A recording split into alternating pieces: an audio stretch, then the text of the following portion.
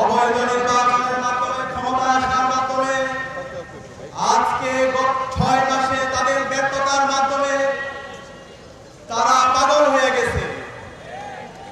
এই দল গত ৬ মাসে তাদের ব্যর্থতার কারণে বাংলাদেশের প্রত্যেকটা প্রান্তরে তারা জনবিচ্ছিন্ন হয়ে পড়েছে। এই দল জুলাই বিপ্লব পরবর্তী বাংলাদেশের প্রতিটি ক্যাম্পাসে শিক্ষার্থীরা ওই দলের ছাত্র সংগঠনকে প্রত্যাখ্যান করেছে।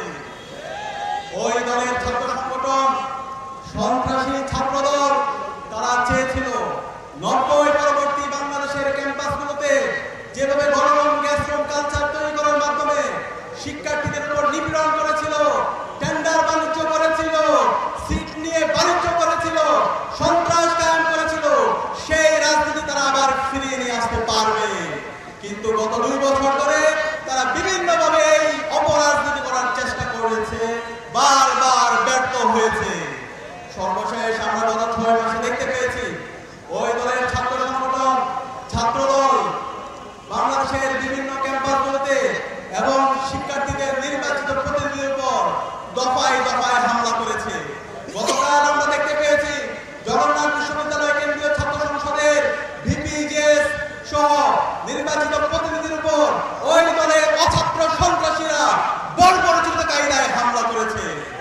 হামলার পরে যখন এই শিক্ষার্থীরা চিকিৎসার জন্য হাসপাতালে যাচ্ছিল, সেই হাসপাতালেও কাপুরুষের মতো এই সন্ত্রাসীরা হামলা করেছে।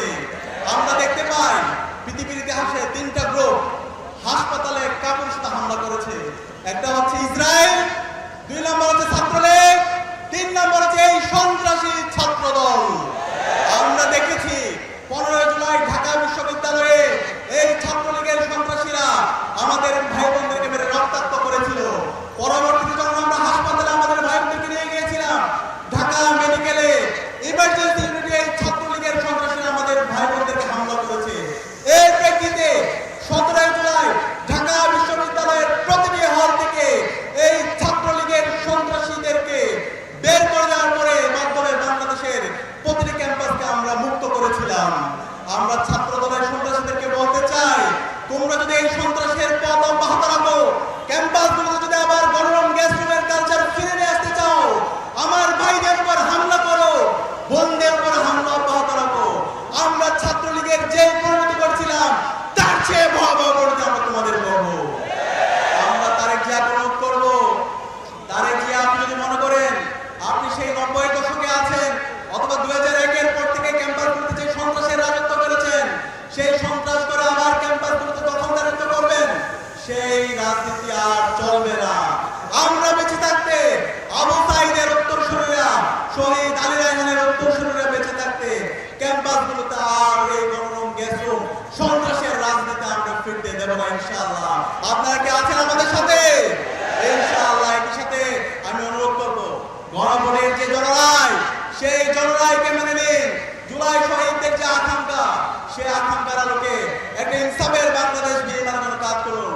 আমরা ইতিমধ্যে দেখতে পেয়েছি এই সরকার ৬ মাসে তাদের ব্যর্থতার কারণে আজকে জ্বালানি দ্বিগুণ দাম বৃদ্ধি পেয়েছে। আমরা দেখতে পেয়েছি গ্যাস সংকট, প্রত্যেকটা জায়গায় অব্যবস্থাপনা। এই ব্যর্থতার দায় নিয়ে আমি মনে করি মন্ত্রী এবং প্রধানমন্ত্রী সবার পদত্যাগ করে জাতির কাছে ক্ষমা চাওয়া দরকার। আমরা আপনাদেরকে সহায়তা করতে চাই, সবাইকে সাথে নিয়ে একটা নতুন বাংলাদেশ নির্মাণ করার জন্য আপনারা কাজ করুন।